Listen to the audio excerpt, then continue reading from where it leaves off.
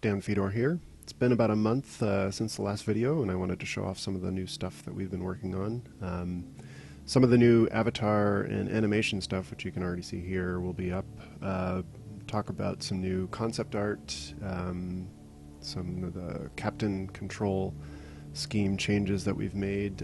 Michael's been working on some new task and job and role type changes, and then I added a bunch of the stats from Neo Scavenger, plus a few new ones. So let's dive into the avatars. As you can see here, we have fully animated 3D models now.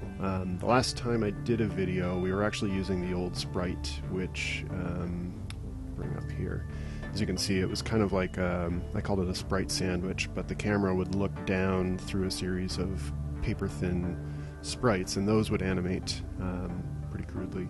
And a lot of people were kind of distracted by the swaying motion of them standing still, and I'm not an animator, so what I did was I mocked up this really low poly character, which for pixel art at a long distance is probably sufficient. But the nice thing about this type of character is that I can basically go to, I use Mixamo, but I can go to any animation sort of warehouse or storefront, download animations that work on a standard skeleton, which is built into this model, and then those animations will just play correctly. In this case, you can see all of the characters doing various things. Some of them are going through a tablet, checking their work. The walk animations here. I think somebody was doing burpees up in the corner. Let's see if we can move back up here to see stuff. Yeah, that guy's doing some exercises. So I can basically just download an animation whenever I need it, apply it without having to go through a lot of trouble. It's not as nice as if an animator did custom ones for the game, but as far as quickly getting the point across and rapidly expanding their visual vocabulary, I think it's quite an improvement. You'll also see, in addition to the EVA suit, which you can see here, I also did a bunch of jumpsuits in various colors. So you can see a couple of those guys here, and one of them I think even has like the brown coat, blue jeans kind of outfit that I originally started the game with there. All of the meshes have skin and hair color that matches their portraits. And then getting back to this Blender scene, this image on the right hand side is the texture used for the clothing. There's a separate texture for the clothes and for the body, the base body, and then for the EVA suits. And the point of me doing it this way was also to make it easy enough for a modder to come in and change this. Like the old sprite style that I had here was pretty easy to draw new sprites for. Which is why I didn't want to go this direction, but after some thinking, I don't think this is too bad. Most people can get into a paint application and probably make the changes that they want to make right here. But that gives you a brief overview of how the avatars have changed, and hopefully as time goes on here and these guys start to be able to do more and more things, it'll become clearer just at a glance what the status of your crew is, what they're doing, and you won't have to do quite as much log diving to read up on what they've been up to. Here we have the latest concept art to show off. So this is called Hyun Lee Petware. It's a bespoke artificial pet design / manufacturing firm. This is a piece done by Sabina Lewis Design, and part of the goal here is to show off that there are some very rich people in this universe. We're in space. Somebody's getting a horse. You don't need a horse in space. I don't even know where you would put a horse in space, but there are some people rich enough. For example, on the Hangzhou orbital space station, there are pastoral areas where people have sprawling estates and they can actually have a horse. They have gravity too because of the spin. Other people, probably in a medium wealth scenario, might have something a little bit more compact, like a dog or this.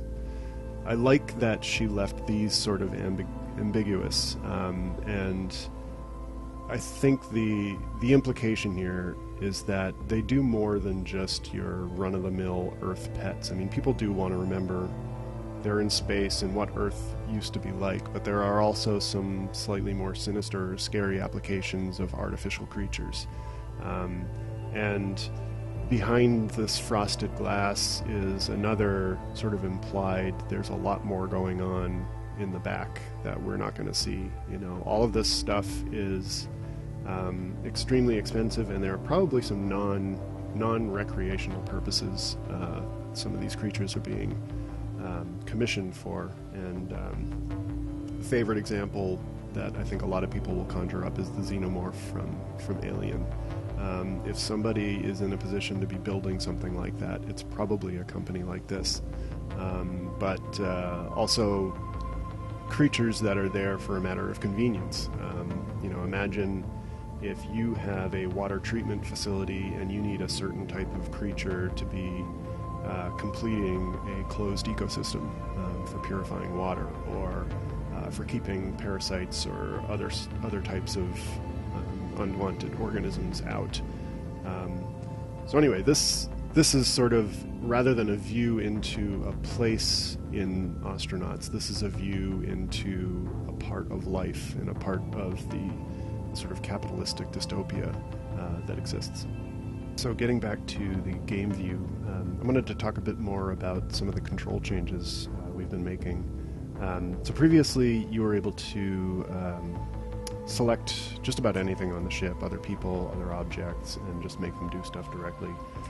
However, one of the changes now is that we can only select, if I click on anything, nothing will happen, but I can select us. So just the captain is under your direct control, at least initially. And from here, whether we have the captain selected or not, it just assumes that's who we're talking to, that's who we're ordering around. So we can right-click to make Mason walk, we can right-click to interact with an object. If I spawn a new person over here, we can right-click on that person to interact with that person, but we cannot directly select that person, at least not yet. What I pictured happening was that first, let's make them a part of our crew, and at this stage, there would basically be like a hiring negotiation. Currently it's just a placeholder UI, and Brianna has no history at this moment, no skills anyway. So what would normally happen here is we're gradually conversing with this person to figure out what can they do, what skills do they have, what experience do they have, what is their criminal history like. Generally, do we want to hire this person? And at the same time, does this person want to work for you? Are they just desperate to get off the station and they'll take anything, or do they want a really high compensation package, whether that's monetary or they want a nice cabin, whatever. There's something intended to be here a bit more like that, but for now it's just a placeholder.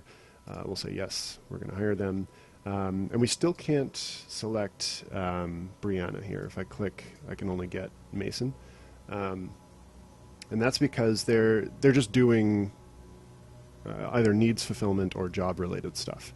However, if I want direct control over Brianna, what I would have to do is to draft them. So I would go here, I would say draft. Mason Humphrey tries to enlist Brianna under direct control, and Brianna agrees. So now we have permission to directly order her around. Like, let's say there's an away mission or a really specific repair you want her to do.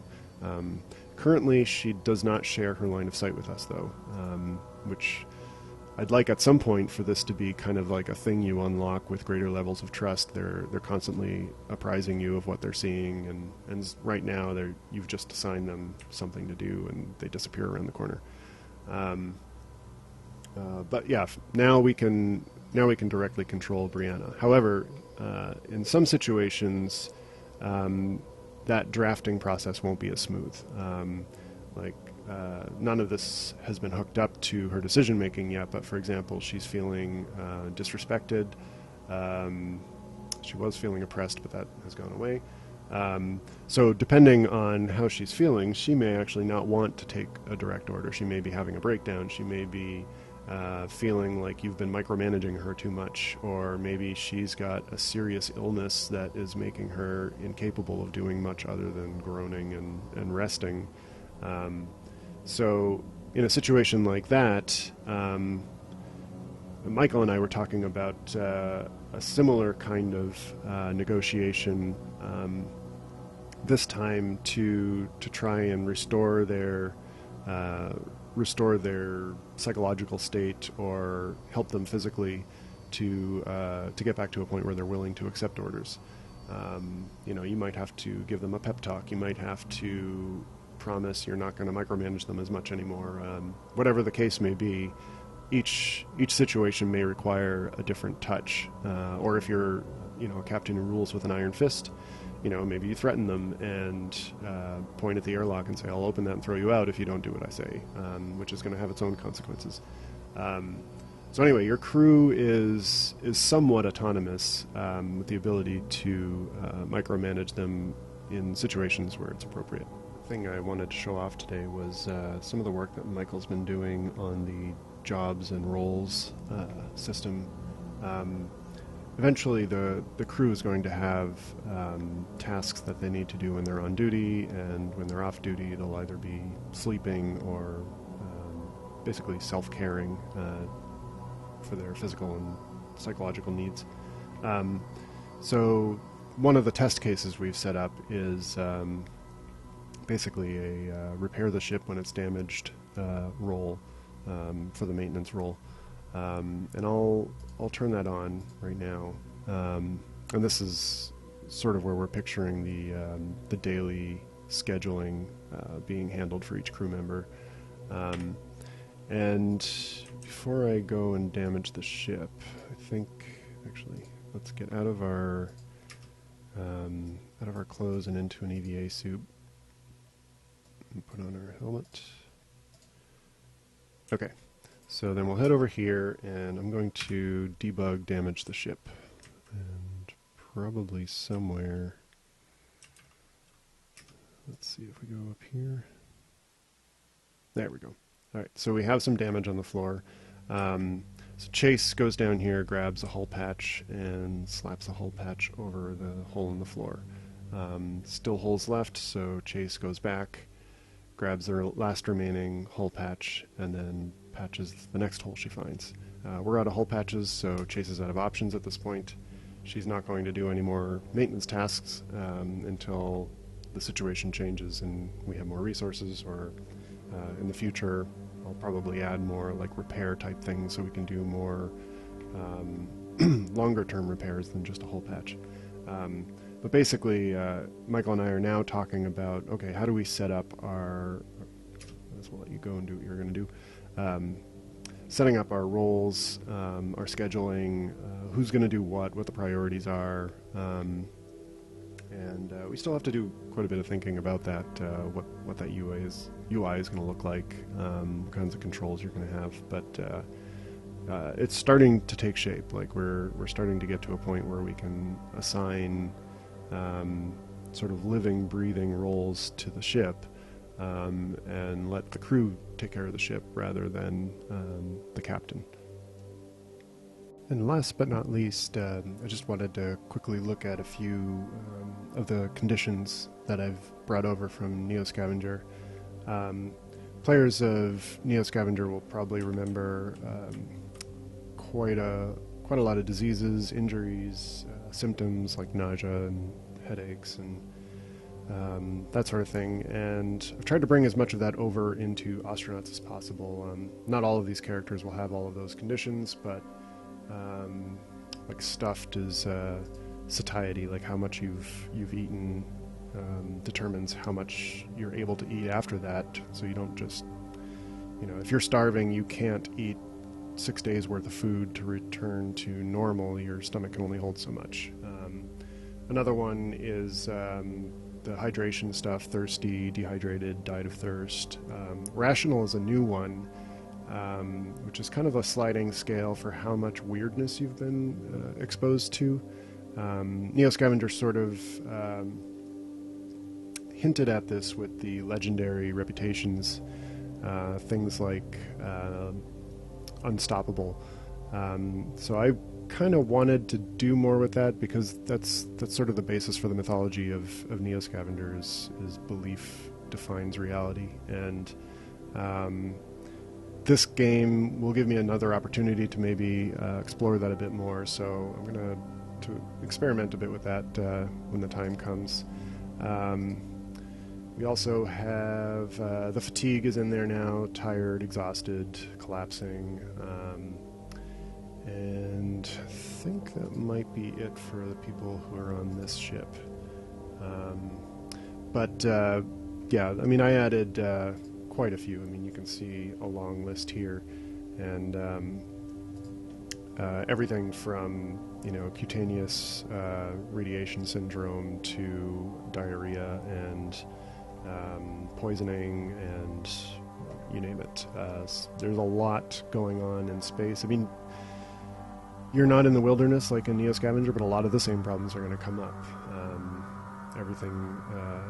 Everything the body needs to survive is going to be challenged in space for a different set of reasons. So hopefully that'll be a nice dovetail into the earlier systems I mentioned, where crew may not be ready to accept orders if they have some serious needs that need to be addressed.